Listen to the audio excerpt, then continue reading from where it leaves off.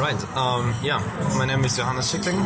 I'm based here in Berlin, and like 1/3 of my time spent in San Francisco. And yeah, roughly two years ago, we started out GraphCool, which is started out as a backend as a service based on GraphQL and serverless. And we recently turned it into a GraphQL Backend Development Framework. And the intention is to turn it actually into a GraphQL database. So by database, we don't mean like building another MySQL or another Postgres. We're actually using MySQL under the hood, but giving you an abstraction as a GraphQL API to work with your data, and also using GraphQL SDL to evolve your data model and map it to existing databases. So that's sort of a high-level description of what we're doing. How does that differ from what various GraphQL bindings kind of do themselves in a Ruby or JavaScript or whatever? Right. So in the GraphQL tooling ecosystem, there are a couple of different groups. So I think what you're referring to are what's commonly referred to as GraphQL engines. So this is typically a core server library to implement GraphQL servers. So things like GraphQL.js or Sangria in Scala, or the one in Ruby or in Elixir, and all of these. So they typically give you a code framework where you can implement typically so-called resolvers, and you specify your data model.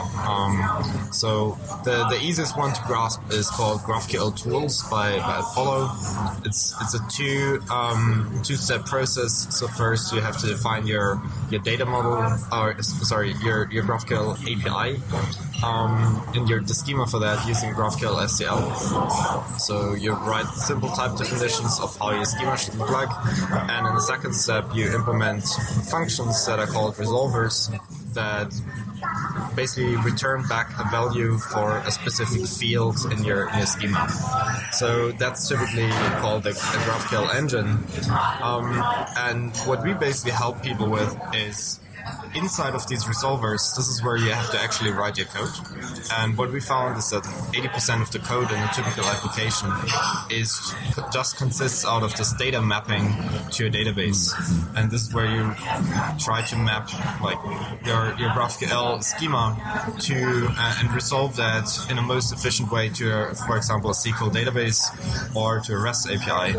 And we basically help you to do the mapping to your database under the hood, and therefore like get rid of this 80% of code that you can focus on data validation, your business logic, authentication, authorization. So it very much fits in there. And then, so what does a developer get after all that? Do you have your own kind of SDKs or something like that? So there are a couple of ways how you can use it. So all of it is open source. If you would want to just host it yourself, you'd basically your architecture would look like this. You would have a database that's MySQL. We're also going to support Postgres in the future.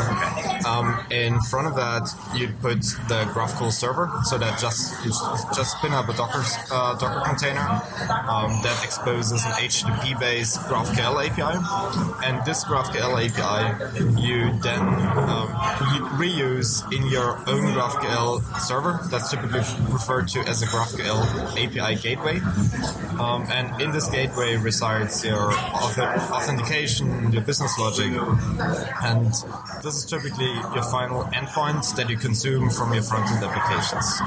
So what you really get is this, in the simplest form, a Docker container that turns your database into a GraphQL API. And how might this compare to any products or projects in the kind of more traditional REST world? Is there anything equivalent that people might be able to relate it to? So, I mean, in the simplest form, you can kind of think about Rails or any other kind of bigger web framework, an ORM. So an ORM is sort of an attempt to what we're doing. So what an ORM typically does, it's like a sophisticated query builder with a nice DSL around it. Yeah. So you get a way to traverse relationships and all of that. But typically, what this does is it just gives you this DSL. You construct your data requirements, and this ORM and this query builder spits out a big SQL string that gets passed over to a database, and typically these end up to be they work quite well at the beginning throughout development, and then as soon as you have like 10,000 nodes in your database, suddenly performance becomes horrible. My early days of when I did more development were both with Cake PHP, which was an early MVC framework. Yeah, I've done a lot of Laravel. And also Drupal. I did a lot of Drupal. Which was, when we used to look at the database performance there, so we called one node and got all this other stuff. Exactly, and it typically works, like you get off the ground really quickly. Yeah, of course. But then at some point, the most useful, the most useful, you have to throw it out again and like write your own custom queries, because joins are typically not managed really well. So is this the reason why you've decided so far to stick with MySQL and Postgres and no NoSQL databases, because you want to keep following this kind of more relational ORM type model for now? Right. So it has nothing to do about ORMs. I mean, this is entirely what our software does. But so we mostly picked MySQL because we can run it as a cloud offering based on AWS Aurora, which scales really well also for enterprise applications. And then on the other side, like we have quite a bit of background working with NoSQL databases, and definitely also have seen the downsides of working in the schema-less approach. Also for this, like we're exposing a graph API on top of your database, and that typically doesn't really work well with document stores. Yeah, okay. So this is why we're using a relational database currently under the hood. We've also considered actually mapping this to a graph database directly, things like Neo4j, maybe Arango. We haven't done so at the beginning because they were just like they didn't perform well enough for us. We're currently considering an architecture where the database under the hood is pluggable, so that we would provide multiple database drivers. We're starting out with MySQL. Postgres is coming up in the future as well, but we already have people who are, now that this is in the open source, people who want to actually contribute a RangoDB driver, or we're talking to the folks at Neo4j who are also interested in bringing this into the ecosystem. There's a strange amount of graph databases in Germany. I don't know why. Well, Neo is not actually coming from Germany. Oh, okay. But it's also a European company. Yeah, I've met them. I've just met them in Germany. In fact, there's a lot of databases full stop in Germany. Yeah, that's true. Well, so this might be also the tricky part about our position, that we call it a GraphQL database, but it's meant to provoke the right questions and people the right associations. Yeah. But we're not actually building a database. It's just like the abstraction of it. Yeah, I think that's probably best anyway. So GraphQL is pretty new. I don't know. So it's been released 2.5 years ago. So but it's been in development since now 6 years. So did you how long after it's released did you look at it and think this is something really interesting I want to do something with? Right. So I have to take a step back there, since I didn't just look at GraphQL and decide, okay, this is gonna be big. But when I got into web development and started probably similar to you, with PHP and all of the web development stack. And then I was one of the first people who really believed in the entire single-page application. When there was just Backbone was just coming out, and I remember that I kind of naturally or intuitively refused building this monolithic stack, and rather said, okay, I'm just gonna expose this via JSON and figure all the front-end stuff out in the actual front-end. And I've went through all these different frameworks. Started out with Backbone, tried out Ember, built some bigger apps with Angular, and when React came out, and it was just the very early versions of React, I immediately jumped on that because I saw this great abstraction pattern. and there was like no Webpack back then, and there was like a very horrible to use at the beginning. But I saw this big win in terms of the abstraction. I knew that like the tooling would get there, and that this will make it mainstream eventually. So, and I've never regretted taking this leap of faith. And once I saw GraphQL coming out, I saw the exact same pattern, but like even the potential I saw in that was even bigger. So back then when I first heard about GraphQL, when it was just introduced at GraphQL back then, I was still working on my previous startup. So the best I could do is like put GraphQL in the very top of my bucket list, and like every I had this routine that like every evening I just check like Reddit programming and Reddit JavaScript and all of these subreddits for like what seems interesting to me. And GraphQL seemed to pop up over and over again. So after I went through my previous company and we had an exit, we sold the company, I could finally go back to my bucket list. And at the very top there was GraphQL. So this is how we finally got started. That was at the beginning of 2016. What appealed so much about it to you that you wanted to start a new business around it?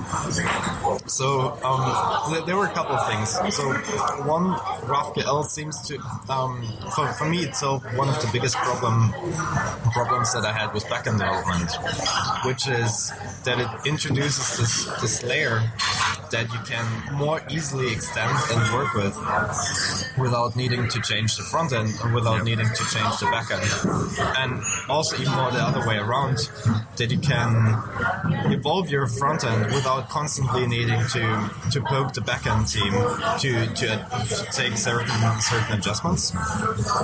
So this additional layer in your back end, which currently it takes a bit of time until people appreciate that. So this is what I typically refer to as like pain-driven development. It's like a term we use inside of our team. So what I mean with that is when you were exposed to a certain problem, like to a typically very painful problem, and you see a certain solution for it, you really appreciate that solution. And most people who currently see GraphQL as an overhead, they weren't really exposed to this problem before. And when they had this problem, then it clicks then it really clicks for them.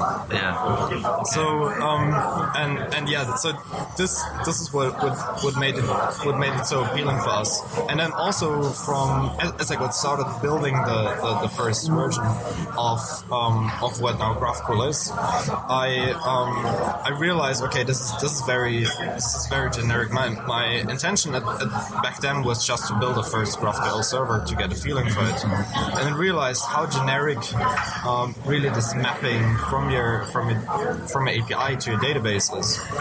And this was always the goal a backend service was trying to fulfill, what Parse tried to fulfill, what Firebase is trying to fulfill. But from a technical perspective, they never were powerful enough. Like when I tried to use Firebase or Parse, always hit the limits like after 20 minutes.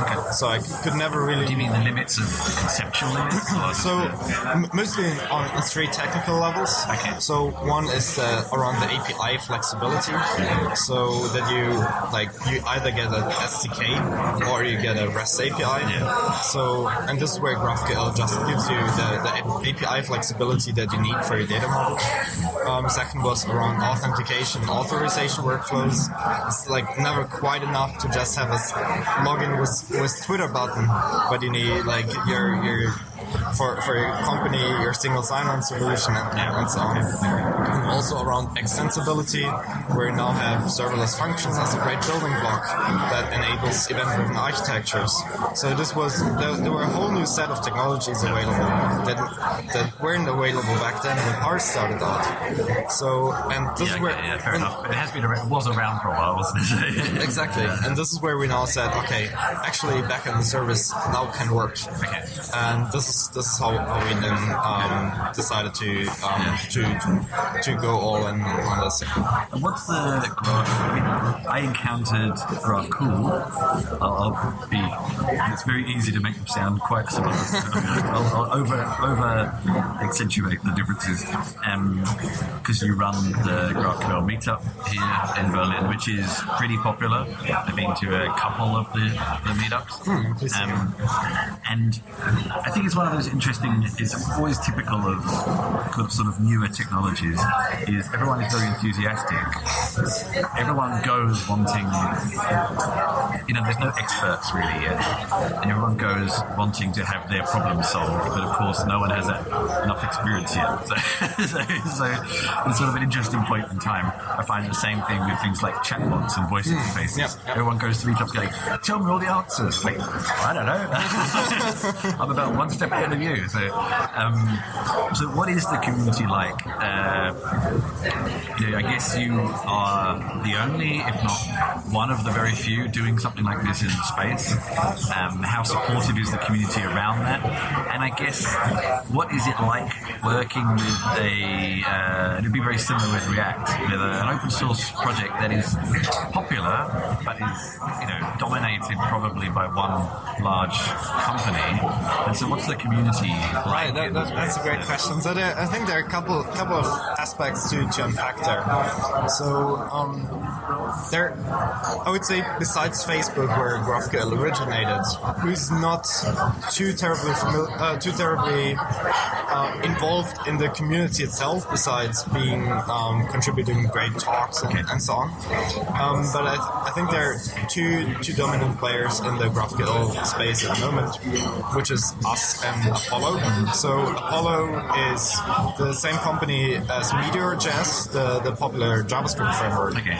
And they basically also seen GraphQL as a big opportunity, and then have built front-end tooling like Apollo Client, which is available for pretty much every front-end framework, also for iOS and Android, and are now building more and more server-related tooling. So they've, for example, built Apollo Optics, which is similar to what what is it called again?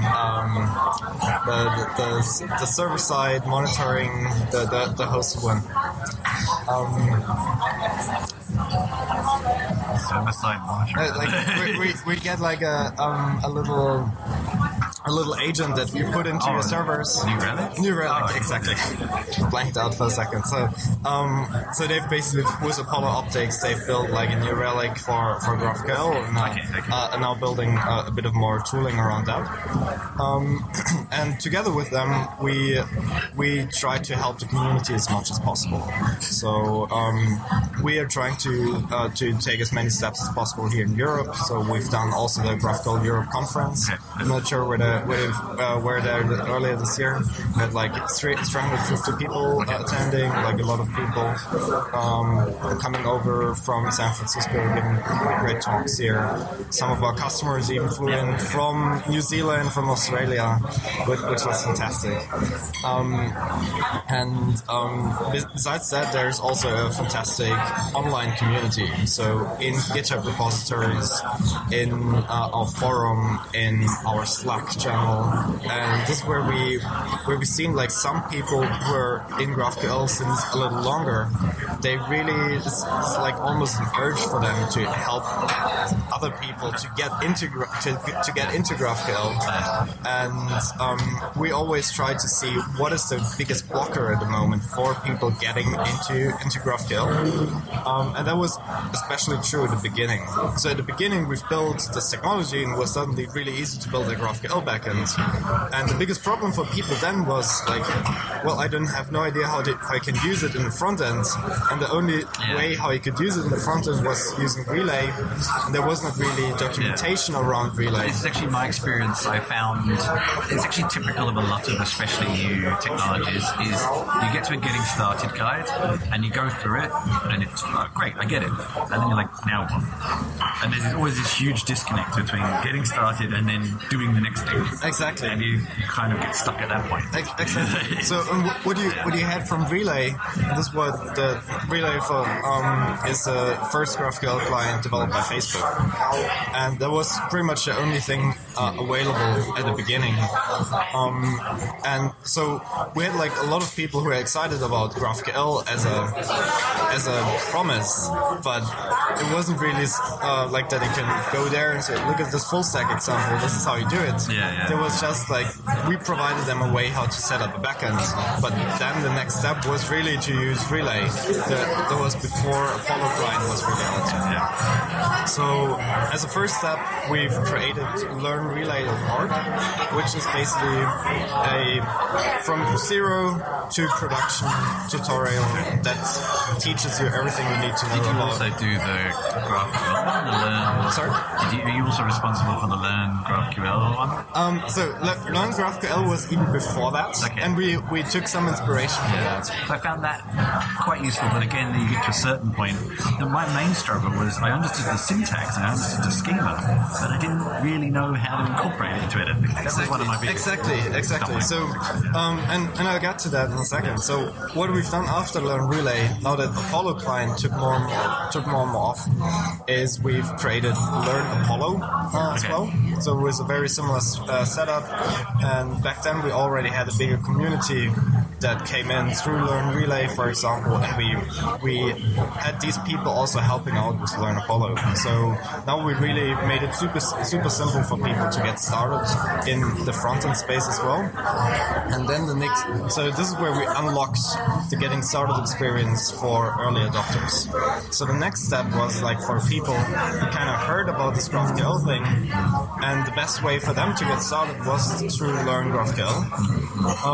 But this kind of teaches them syntax and how to do certain things, but it never really put it into context for like how that fits into your stack and how you take this beyond writing your hello world. Yeah. So things like authentication, authorization, where do you put what? So and at the same time, Learn GraphQL was actually taken down. So there was this void in the space, and we tried to, together with our community, we created How to GraphQL. Maybe that was it. Okay. And How to GraphQL is basically now replaced Learn Apollo and Learn Relay, and gives you basically for every front-end and every back-end technology a connected getting started experience from zero to production. So around learning, we're trying to contribute a lot to the community. So I mean, getting into a little bit more detail about the company, how are you able to do that? I mean, I'm guessing you probably had some funding to begin with. So it can't be very long, right? So back at the beginning of 2016, I was basically the very first days when I got started. I was basically taking this idea, taking the first prototype, ringing up a couple of my friends who were freelancing and asking them whether they would want to use this for the next project, and getting all of that excitement back. This is what really pushed me to get going. And one of the people who have asked whether they would use it was a friend of mine who I met in London. And he told me, wait, I've built the exact same thing 3 months ago. And he just like bought an airplane ticket, jumped on an airplane the same weekend, and this ended up becoming my co-founder. And since then we're basically working full time. And pretty much over the first 7 to 9 months we've been bootstrapping. That's quite affordable here in Berlin. Yeah, also in London. Yeah, definitely. So this is where we've moved out of London. Then over the course of the summer, we brought in a couple of other people, and to be able to pay them, we then took in a bit of an early investment, and we were fortunate enough to get people like the founder of Heroku as an angel investor, and a couple of other people. It's actually a very appropriate investor. Right, and he's been super helpful for us, and so that money has basically kept us going until now, and we're looking to raise our next financing. You mentioned some customers, and you don't necessarily have to mention who they are if you don't want to, but I guess the first question would be, what are the typical use cases you see? Like, are there particular industries or use cases that a lot of people are usually using GraphCool or GraphQL for? Right. So I think there are a couple of distinct customer segments. So one is because we're putting so much of the focus on the getting started experience and on the community, there are a lot of hobbyists who are just trying this technology out and just getting started. And I think that's super important. This is what made React really successful. And these people we want to help as much as possible. And from these people, some of them end up being like they try it out on the weekends, but they actually end up being a project manager at a bigger company. And they say like, okay, we want to look into GraphQL anyway, and we don't want to build a big GraphQL API manually. So they introduce that inside of the company. So we see that kind of spreading out from smaller teams within companies up to the point where we talk to their infrastructure teams, and they make that the default database for inside of the company for new projects. But we've also been working with a couple of bigger enterprise companies who use that, for example, inside of their offering to their customers that they ship with all of their installments. So there are various use cases. And so you mentioned that the hosted AWS Aurora option. Right. So do you have a commercial product now already? Right. Yeah. So to better understand the distinction between what's open source and what our commercial offering looks like. So our entire technology stack is open source. So if you want to, you can just host it yourself. But we also provide a hosted version of that. And this is what we call GraphQL Cloud. So there are two versions of that. So either what we call a shared cluster. So this has traditionally been our backend service offering that runs on a big installment that we maintain for you. And what we got, this is what the majority of smaller customers are using. And there's also a free plan where you can get started super quickly without needing to set up anything. But we got a lot of feedback from our bigger customers that they cannot have their sensitive information stored in a public cloud. So this is where when we introduced private clusters.